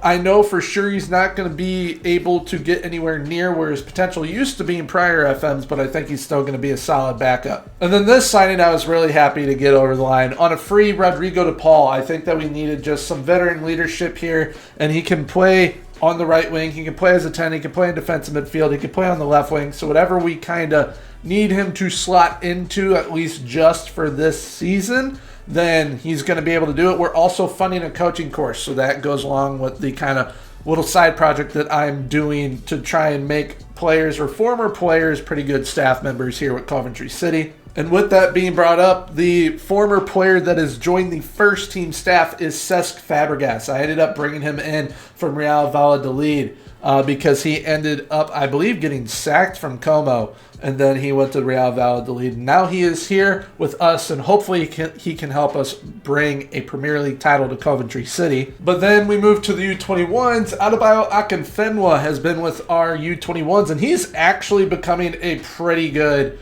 member of the staff. So I'm hoping maybe after a season or two more, then he'll be ready to kind of help us on the first team level. And then at the U18 level, he's really been improving. It's Alexander Pato. We all remember Alexander Pato. I think that he could be ready as soon as next season to come up and help us at the first team level. There were two absolute legends that I did want to bring in as well. One of which being Lionel Messi, but he doesn't want to join us here at Coventry City. And the other was Cristiano Ronaldo, but he is actually the first team manager in Liga for Stade de Reims. So I'm like, all right, cool.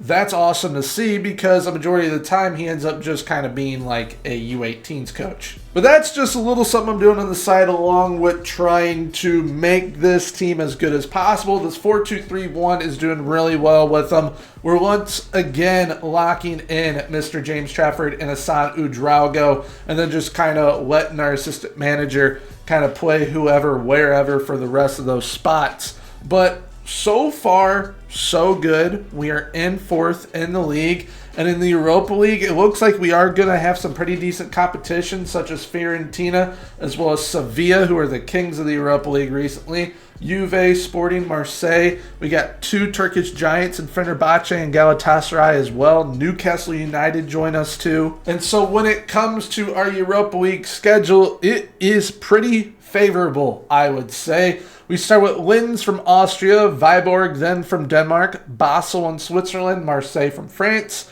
AK Athens in Greece, Hapoel Beersheva, I believe, is in Israel, and then we've got Olympiacos in Greece and Fenerbahce in Turkey. So I think, realistically speaking, we should win a majority of those games. Some of them may be a bit challenging, but I think we should do pretty darn well. And real quickly as well, last time we looked into the preseason, our season didn't go quite the way I thought it was going to go, but we've started off well, which is great. In our preseason, I had us playing some pretty challenging opponents. Played against PSG, beat PSG. Played against Cercle Bruges like we have the past 2 seasons of preseason, beat them. Also beat Sevilla, kings of the Europa League, and we also beat Inter Milan. We went undefeated in preseason. However, it is just preseason, so we can't read too much into it. But so far, so good in the league. We've also knocked out Chelsea in the Carabao Cup, which is great to see also. So I guess with that being said, going to go ahead, jump forward to the youth intake, see how we are getting on and see how some of these players are developing and producing as well. So I'll see you in a moment. All right, so youth intake time has arrived and we are doing all right, I'd say. We are in 7th in the league. We're in the quarterfinal of the Europa League as well. Made it to the quarterfinal of the FA Cup, but got knocked down in the 4th round by Burnley in the Carabao Cup. Once again, Carabao Cup. Well, once I get there, I don't get back for like 5 seasons. So hopefully we're due pretty soon. But Europa League-wise, very happy with how things have gone so far. League-wise, not the best form as of right now. It's been a little bit up and down. But, I mean, we're getting a lot more production from players this season, which is exactly what we have needed. Because when we look at goals as a whole, usually it's just 1, maybe 2 players getting double-digit goals. We got 4 players in double-digit goals this time around, which is great to see. It'd be awesome if someone could hit 20, though. But assist-wise, we've never had a 20-assist player. So I don't think we've had anyone go above like 15, maybe even 17. So we're actually doing pretty darn well here. Leal Abada is making some big-time plays for us. We've got some big-time performers as well. But one thing that I am very happy to see is that for £1.7 million, Mr. Sadovnik is killing it for us. We might end up needing to find a way to fit in him and Liam Delap. I think that we would get a lot more goals that way. But also we need to find a way to consistently be consistent and win all the time, because there was a point during the season that we were, from December to end of January was essentially like our best form of the season so far. February was a decent-ish month, but March has not been great so far, which that kind of goes with our youth intake as well here, because we got a poor intake.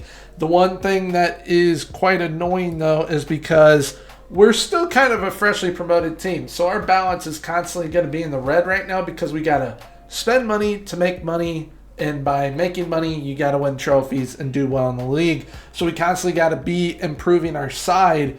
But if we can get this to go into the black, aka the white, then we'll definitely be able to start investing into our youth setup some more, because we desperately need to, I feel. Our best prospect coming through is Mr. Graham Forrest on the left wing, and I don't think that he'll be able to get to a level to play in the side with the players that we currently have. And one thing that I am starting to realize, so I haven't had anyone locked in, just letting our assistant manager kind of do what they do, and we started doing way better, because, I mean, having Trafford and Drago play every single game when we're playing more games, that's going to hurt them ultimately. But we're going to need to start essentially having players that want to be here and making sure that we have those role players that are okay being role players. So instead of just looking for the potential, definitely going to have to start looking for, okay, who are some people that will be able to be okay for the long term coming off the bench, where we then have kind of an 11 that we can depend upon, but our depth is pretty darn good as well, but they're okay being those depth options.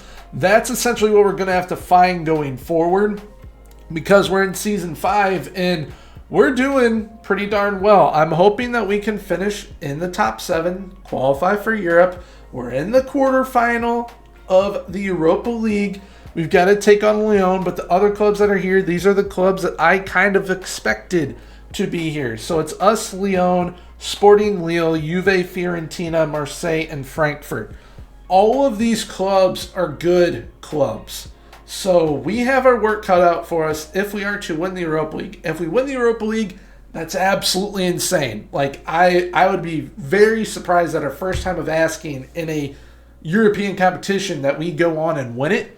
But we have to win those trophies to ultimately get us into the Champions League right now, but also attract those big-time talents. When I'm talking about being able to attract those big-time talents, it's we keep on losing them to the bigger clubs in the Premier, just bigger clubs in Europe. One of the players right here, Sergio Alcantara, was very, very close to bringing him in, but ultimately he ended up going to Liverpool. Another one is a player that I hit on that you guys probably remember, Mustafa Hamdi, that Egyptian defensive midfielder that I wanted to bring in to play alongside Asanu Drago, and he also ended up going to Liverpool. And then the Portuguese winger that I really, really wanted as well, he ended up not going to us. He went to Barcelona. Put in a bid. All of them got accepted. We were in for contracts with all 3 players, and they ultimately decided to go elsewhere. And they're not playing at these other clubs, which is really annoying because they would have been first-team players for us. So getting into the Champions League, no matter how we do it, that is kind of like the main priority right now, as well as not only winning the Premier League, but making sure that we are able to bring in top talents to where it makes it easier to achieve our goal of winning the Premier League here with Coventry City. But right now, at the stage of the youth intake, we are in 7th in the league. I'm hoping that we can finish top 6 again, get Europa League again. But we're in the quarterfinal of the Europa League, so we have a chance. I don't think it's a super high chance, but we have a chance of winning it. And I think that if we can finish top 6, and if we can hit form again, then we can maybe finish top 5. That would be ideal right now. But going to go ahead and get all those players signed up from the youth intake, and I will see you at the end of the season. All right, end of season has arrived. End of season 5, and we didn't win the Europa League, which I'm kind of annoyed by how we didn't. And I'll show you what I mean in a minute. So, we ended up finishing 6th in the league. So, once again, qualifying for the Europa League. I'm happy with that. We already knew the outcome of the FA Cup as well as the Carabao Cup as well. But, last we were here, we were in the quarterfinal against Olympique Lyon, which we were up 5-2 in the first leg. Fast forward to the second leg, we lose 6-1. How we lose 6-1? Absolutely no idea. The away legs are always an absolute pain in the butt, and it gets even worse when you have 4 goals scored on you by Benjamin Sesko and another one scored on you by Lorenzo Luca. So they have 2 of the most meta strikers in FM on the same team. Nothing I can do about that. That is the annoying part, is that they had 2 of the best strikers in the game on their side. And they thrashed us 6-1 in the return leg, which is highly unrealistic because that shouldn't happen ever. But in the end, we ended up finishing strong-ish in the league, and we finished in 6 once again. We'll be able to go on a run potentially once more in the Europa League. Hopefully we can go 1 step further in the FA Cup, or even 2 steps further and get to the final. I hope that we can get to the final of the Carabao Cup soon as well. But when it comes to the tactics, we're still going to be rocking this 4-2-3-1. But this essentially is the starting 11 that was playing for us a majority of the season. Now, I do want to potentially look to either force others into the lineup and force some out, while also bringing in the depth that we need. Because right here on the bench, this essentially is our depth as of right now. With Falco, as well as Miranda and Hosseini, I want them to start playing more games. Leandro Ferreira, I'm probably going to end up loaning out to get him more games. That was our left back that we brought in 2 seasons ago. But we need more from a lot of players, but we also got more from a lot of players, which I will show you right now. So we had 5 double-digit goal scorers, so once again, improving upon last year. Newerton had 14, Onion with 13, same with Delap, Sadovnik with 12, and Leal Abada with 12. Assist-wise, we had 2 players with double-digit assists, Abada with 23, Johnston with 11, and then Boss, he had 8. So our fullbacks are kind of leading the way, and then there's Abada just being our main play-making magician, essentially. But we look at this group, and the potential that it has is incredible. Now, Harry Winks is older. He is now 32. I haven't offered him a contract yet. I'm not sure if I'm going to. I'm kind of leaning towards offering him one. However, we do have another vet coming in, and that's Emre Can in the defensive midfield area. So what we could end up doing is having Harry Winks as well as Emre Can in defensive midfield. Udrago has been playing at left wing, at the 10, and defensive midfield quite a bit. So we can have him kind of rotating everywhere, have Emre Can and Winks there, along with Mr. Miranda.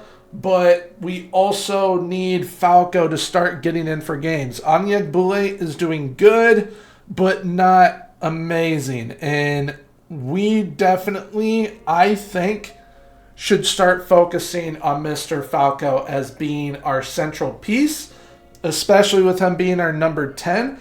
I am leaning towards making a change to this tactic from what it usually is, because this is usually what my 4-2-3-1 Frosty is right here with no changes made to it. But being that Falco is such a good playmaker, and the advanced playmaker on attack is a very good role, I'm thinking of changing the number 10 to the advanced playmaker on attack and then just locking him in right there, and Onyeg Boulay will just kind of have to play where he ends up playing. But I think that with Falco, we need to start locking him in. But a player that I've kind of adapted to be able to play 2 separate roles is Mr. Abulfazi Hosseini, or Abulfazl, my bad, Abulfazl Hosseini. He is very good at right back, very good at right wing. He is more so a right back, I think, in my eyes. He doesn't really have the finishing, but he has the defensive attributes, and he is a good playmaker as well. So I'm kind of leaning towards maybe, all right, we can lock him in at right back and see how that goes. Because if we can lock him in at right back, lock in Falco at the 10, I'm thinking, 1, those are going to be 2 cornerstones for this side, but 2, the better they get, the better we're going to get. And hopefully that'll allow us to do really, really well next season in Season 6. Because I'm thinking, obviously we need depth, but we need to help these players realize their potential. And by locking in those 2, I think that'll be a great thing to do. We're also going to need to move out quite a few players, I have a feeling, to get the balance that we need to ultimately win the Prem, win the Europa League, win whatever comes our way, essentially. But there we have it for Season 5. Going to go ahead, do all the transfer business, see what type of team we're going to have for Season 6, and I will see you when we are ready. All right, here we are now with Season 6, and I'm not sure how I feel about the start of the season. So we are 2-1-2. We've lost to Brighton as well as Wolves. Brighton's actually doing really well. Tottenham we drew, and then we beat Crystal Palace and Burnley. We need to be beating sides like Wolves. We need to beat Brighton, even though they are pretty good. But we're also already out of the Carabao Cup. Again, because we keep on matching up against the big dogs every single year. So we need to find a way to beat them in the Carabao Cup, or at least the game stop matching us up against them, because it's becoming pretty difficult to beat them. And they all keep on getting all the players that I wish we could bring to Coventry City. But I am happy with the players that we did end up bringing in. On the outs, there was actually no one going out this time except for on loan. And on the ends, we ended up bringing in 3 players. One you already know, which was Emre Can on the free. Then I went and got Cesar Hernandez from Cholos Tijuana, and we loaned him back out so that he can develop, and it looks like he is developing pretty well right now. I'm bringing him in to play in defensive midfield. And then I went and got another Argentinian wonder kid, this time from San Lorenzo for $13.5 million, and Mr. Giuliano Ocampo. So hopefully he can have some big time performances for us. I love his physical attributes. A player that is super agile. I absolutely love having that in our side. He can play all of the attacking positions as well. He can play the 9, the 10, or on either wing, which, I mean, having a player that can do that, that makes him super, super useful to us, being that we play a 4-2-3-1. Speaking of that 4-2-3-1, these are the players that I have locked in as of right now for this season. We've got Abulfazl Hosseini at right back, Ocampo at right wing, and Falco at the 10 spot. I decided against putting him as the advanced playmaker on attack. We are having him as the attacking midfielder on attack, and I'm training him in that role as well. We'll see how things go this season, and if I feel that, okay, maybe we do change up this 4-2-3-1 a little bit to make it a bit more, not so much aggressive, but a bit more meta, honestly. I think that that would help us do pretty well. And having him in a role like an advanced playmaker on attack would be absolutely broken, I have a feeling. But here in Season 6, we are in the Europa League once again. And this time around, this is our schedule. We start off with Anderlecht in Belgium, then we take on Mainz from Germany.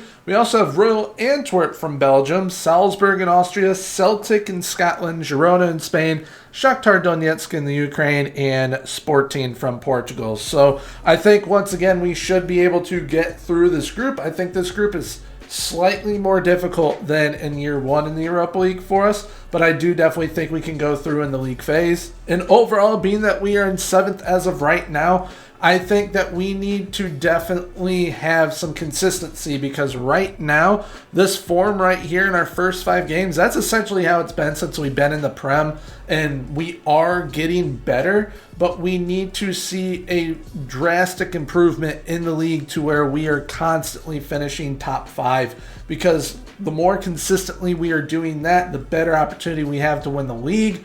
Also, I feel, and this is how it usually goes in the Prem, especially when I manage in the Prem, if we are out in the cups earlier on, we have a better chance at winning the league. However, we need to be in a position to do so in the first place. So I'm going to be keeping an eye on it and kind of tinkering as I go along this season. And if I feel I need to switch up the 4-2-3-1 at any time to kind of make it a bit more meta, then I am most certainly going to do so. But we're going to go ahead, fast forward to the youth intake here in Season 6 and see how we're getting on. All right, here we are at the youth intake, and it's doomsday with this club right now. Number one reason currently is because we can't get a good youth intake anymore. It is poor once again, unfortunately.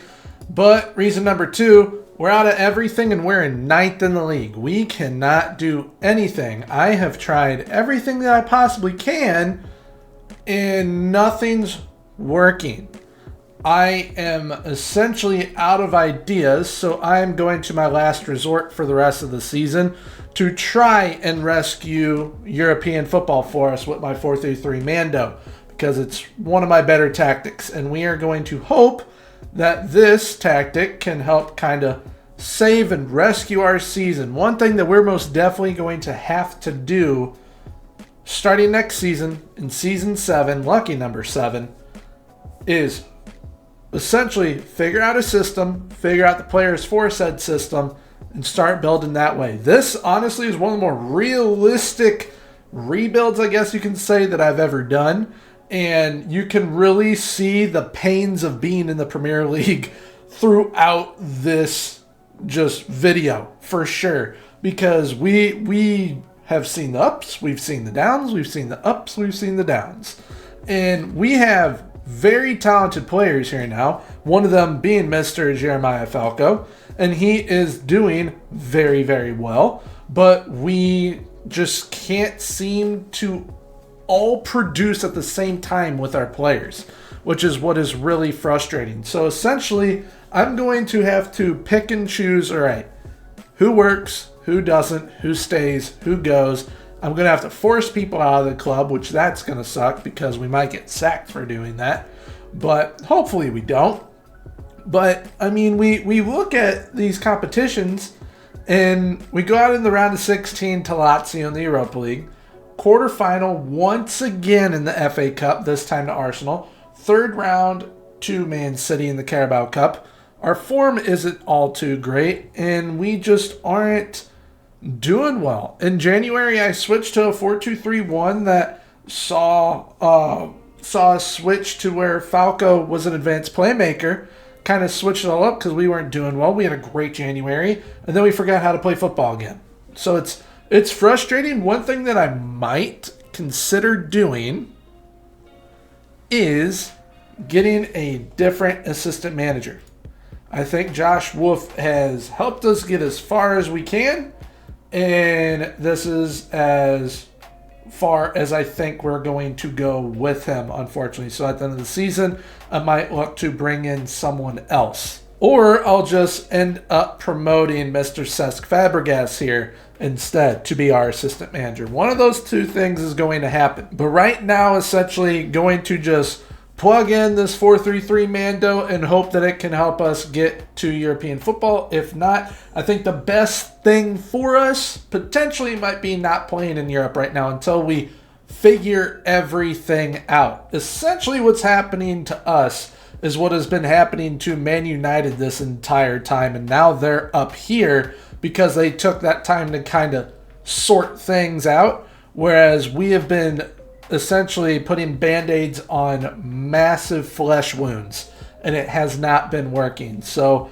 we're going to definitely need to retool and rethink our approach for not only the rest of the season by plugging in this 4-3-3, but definitely from season 7 on. So I will see you all back here for the end of season number 6. We'll see if we squeak into a European spot. I highly doubt we will, but hopefully we can at least finish 8th or 7th. I'll definitely take that. But I'll see you all at the end of the season. All right, here we are, end of the season, and the 4-3-3 Mando saved our season and got us Europa League football once again.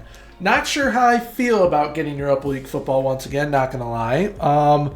But I think, I mean, obviously we're going to be able to still attract some pretty good players here.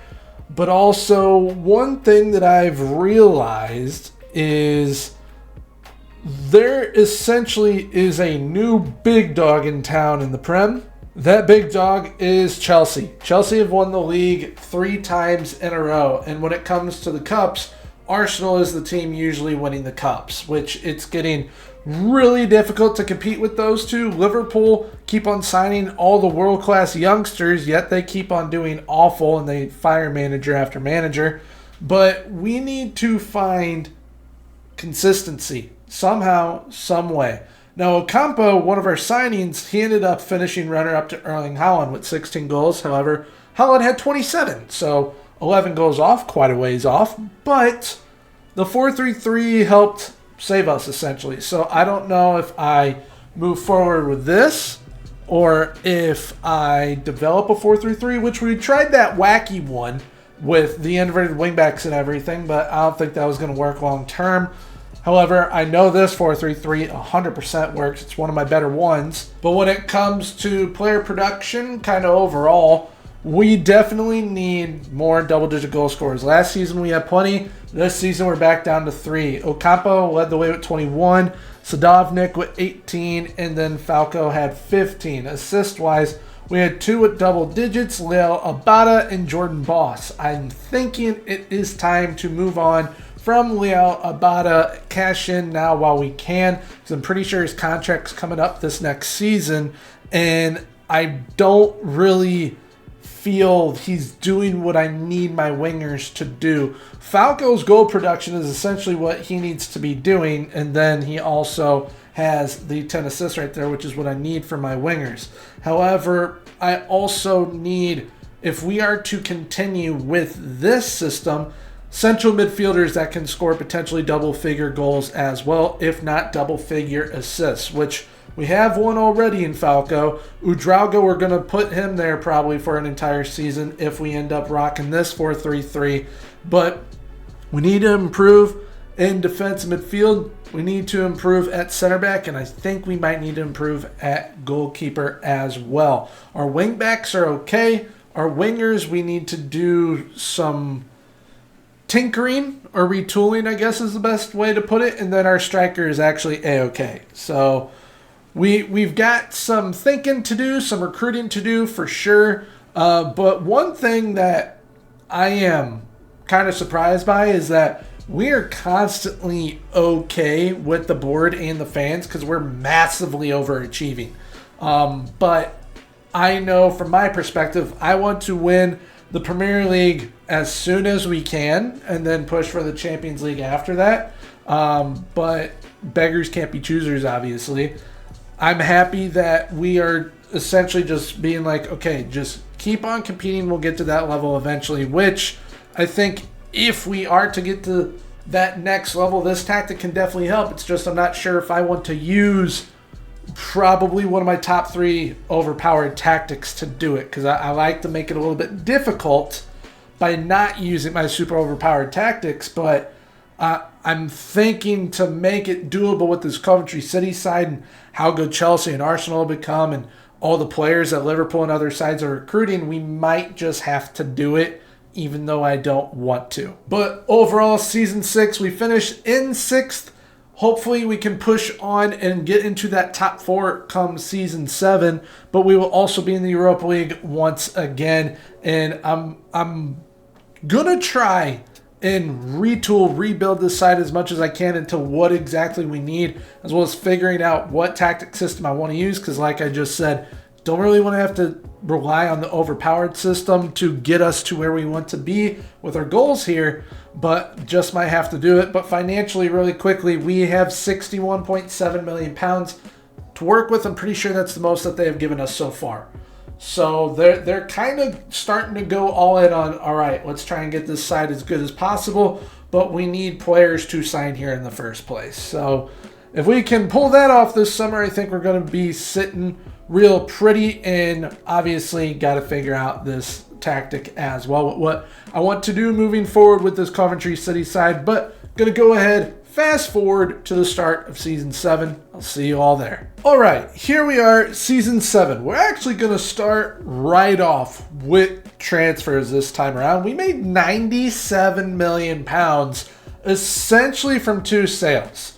A majority of it was from 2 sales. One of it being Mr. James Trafford. We have sold our goalkeeper. We have, I guess, upgraded our goalkeeper. I mean, our goalkeeper got younger. He's 6 years younger. But we did bring in a different goalkeeper. We sold James Trafford to Al Ahly for $30 million. We then sold Augustin Jay to Sevilla for $11.25 million. Martin van de Voort, our backup goalkeeper, we sold him to Villarreal for around $3.4 million, which means we had to bring in 2 new goalkeepers this time around. Then we also sold Liel Abada to Al Ittihad for £50 million. So we had some big money sales, but we also had to spend quite a bit to bring in a few players. The cheapest signing is our new starting goalkeeper, Alexander, who I brought in from Palmeiras for £5.5 million. I think he's going to end up being hopefully pretty solid for us. Then our next signing is the backup goalkeeper, who actually cost more than the starting goalkeeper. $17.25 million from VfL Wolfsburg. It's Abdoulaye Ouattara. He has potential just like our starter does, but he has a lot more growing to do. We then went to Liverpool and decided to take one of their young wonder kids for £34 million, Luciano Bellistrieri. He is half Italian, half Argentinian, and he is going to be our ball-winning midfielder for us in our tactic. And he is great with both feet, so we have 2 Argentinians who were unbelievable with both feet, which is great to have. I also like that he is going to be a playmaking ball winner. You're going to look at his attributes and be like, he probably shouldn't play as a ball winner. That's where we're going to play him anyways. He is going to be very, very solid, and I think is going to make quite a few plays for us. We then went and got Sullivan Koppen from PSG for £52 million. I wanted a left winger that is going to be our future on the left side, and Sullivan fit that bill perfectly. We now have two wingers who are very agile, very pacey as well. And I'm looking forward to seeing what he's going to be able to do, because when I have agile, pacey wingers who are good at moving the ball like he is, they usually end up being pretty darn good. But then our most expensive signing was Thomas Moreira from Sporting for £60 million in total. He can play at right back or at left back, great with both feet, so that works out great for us, because we still have options at the full back position, so he can essentially slot in wherever we need him, whenever we need him. So we will be playing and sticking with the 4-3-3 Mando V4. I was really debating not using this, but I'm like, you know what, with this group, I think they're going to be good enough to really do well with the system. This is one of my better tactics, so I'm not too happy that I am going to be using this tactic, but I want us to be able to win a Premier League title. I think this tactic can be the one to help us do so, which from our first 3 games, we've started off well. We have 2 wins and a draw. We drew 0-0 at Liverpool, so at least we're keeping Liverpool from scoring on us. And then we have beaten Southampton 4-1 and West Ham United 4-2. So we currently sit in 4th. We have yet to play our first Carabao Cup match, but Europa League-wise, there are some big teams in there, as we can see. Liverpool and Napoli being 2 of them. Borussia Dortmund's in there as well, same with Villarreal. When it comes to our schedule, we end up having to play Villarreal. But looking at the schedule overall, with Midtjylland from Denmark, Bate Borisov from Belarus. Then we've got Ludogorets Razgrad in Bulgaria, AZ Alkmaar from the Netherlands, Girona in Spain, Istanbul Başakşehir in Turkey, Braga, Portugal, Villarreal, of course, in Spain. I think we should definitely go through in the group phase, league phase, and go through in this top 8. But one team that I want to avoid at all costs in the Europa League is this club right here, Olympique Lyon. We do not want to come up against Lorenzo Luca and Benjamin Sesko again. So if we can avoid them, I think we can go on a run. I hope we can go on a run in one of these cups as well and challenge for the Premier League title. I think we have the group to do it. And when I look at this tactic, I'm like, you know what? I don't really want to lock in anyone. I just want to let them play, let them do them, and hopefully everyone pulls their weight and pulls in the same direction. But that'll be it for me for now. I will see you guys at the youth intake, and hopefully we are doing pretty well at that point. You might be wondering why I'm standing back here.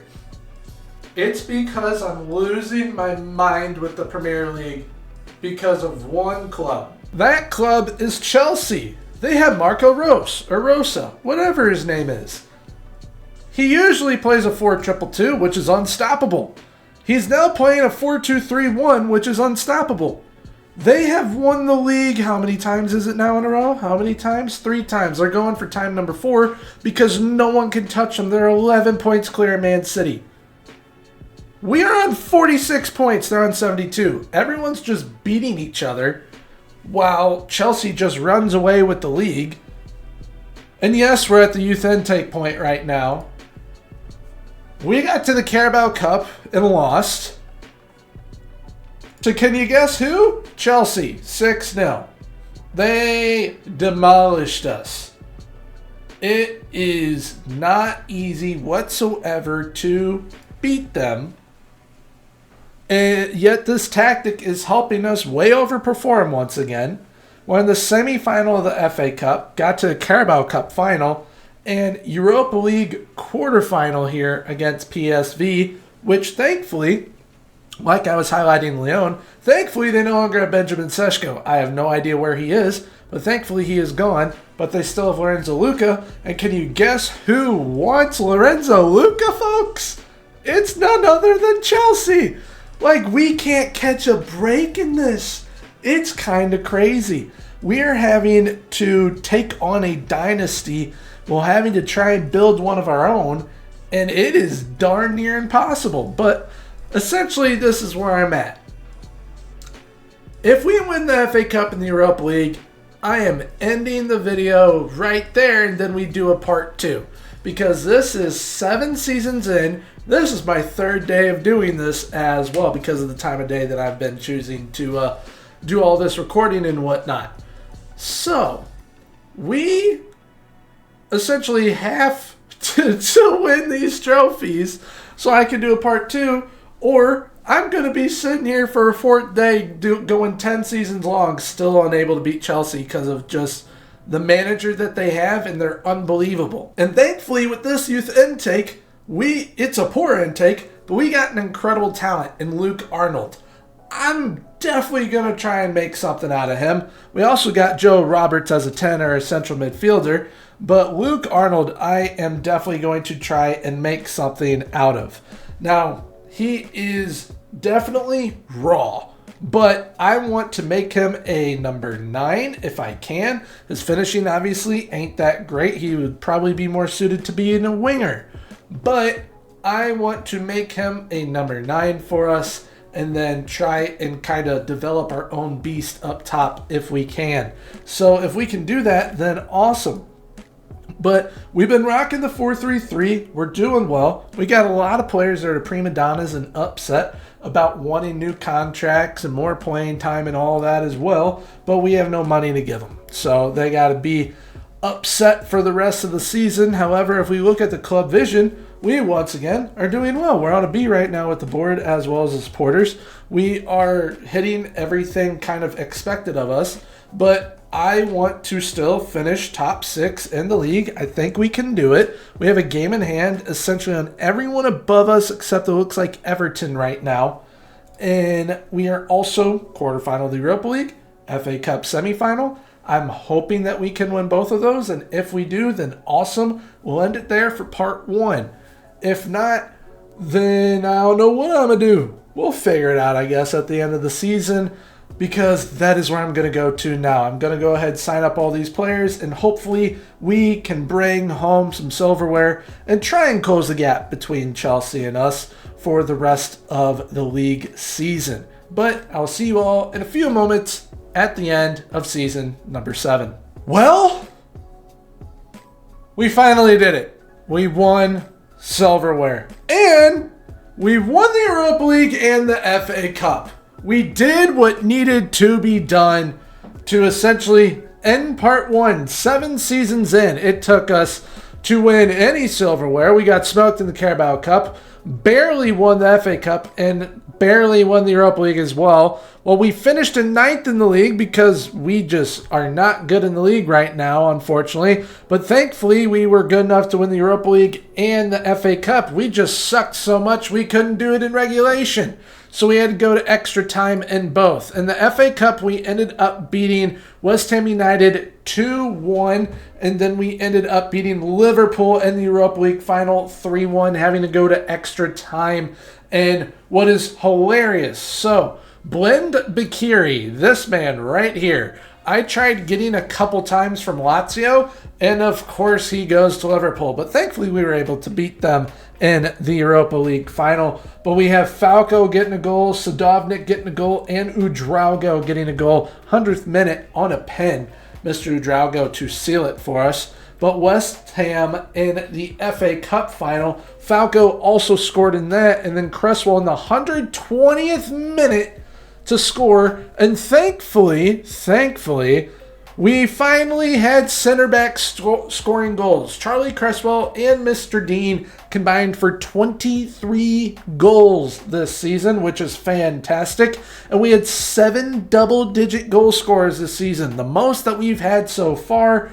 And when it comes to the assists, 6 players with double-digit assists. But I didn't think we were going to win the FA Cup or the Europa League because we were not in the best of form at the end of the season. So I ended up locking in this group right here. This is what I played for both finals. This is what I will be playing come part 2 as well. This is going to be the group that plays going forward. It's the group that has the most amount of potential with everyone. We need to ensure that they all reach their max potential, and I think that will be the group that can help us eventually lift the Premier League as well as a Champions League title if we are lucky enough to do that, because I think the Premier League is the biggest challenge right now as Chelsea finish on 90 points and they win their 4th straight Premier League title. But they also got to a Champions League final, which they ended up losing because they ended up losing it to Real Madrid, who are managed by Jurgen Klopp. So they also have been very, very solid, but Barcelona has also been very good so far in this save as well. So we finally, and I mean finally, were able to crack through to some extent, and it took me 3 days to get through 7 seasons, and we ended up winning the FA Cup as well as the Europa League. Got the 2 Carabao Cup finals, unfortunately lost both, but hopefully with part 2, because there is going to be a part 2 with this group so that you guys can see me suffer more trying to win the Premier League against this dynasty that is Chelsea, as they won it 8 points clear of Manchester City, 9 points clear of Arsenal. So hopefully we can start to build this side up to become our own dynasty maybe. And yeah, I mean it's been a challenge. This is probably one of the more challenging things that I've done, just having a random club chosen by a mystery kit. And thankfully, we were able to win the Europa League as well as the FA Cup and Season 7 on a high note. Lucky number 7 right there, being able to do it during Season 7. But I think for Part 2, the ultimate goal, do not stop until we win the Premier League or the Champions League, preferably the Premier League, because I want to stop this Chelsea dynasty. But we've got quite the group of players here right now. I mean, we've found some absolute gems. I mean, Sadovnik for 1.7 million was an absolute steal. And then bringing over Balestrieri, there we go, from Liverpool to then beat Liverpool in the Europa League final. That is just icing on the cake with that move. But I'm very happy with Falco. Falco has been instrumental with this side. 15 goals, 13 assists this season. He has been absolutely unbelievable. So very, very happy with how Season 7 has ended. And we will for sure be doing a part 2. So with that being said, if you did enjoy this chaos of 7 seasons, please make sure to leave a like, comment, and subscribe. Subscribing is 100% free, so why not hit that sub button. I hope to have part 2 up a couple days after this one for sure, so I hope to have them both up in the same week. If not, it'll be the following week, so just try and keep that in mind. But yeah, I hope you guys did enjoy, and I'm really looking forward to suffering through part 2 for sure, as long as we end up lifting that Premier League trophy. That is what matters most. But everyone, until next time, have a good one. Bye-bye.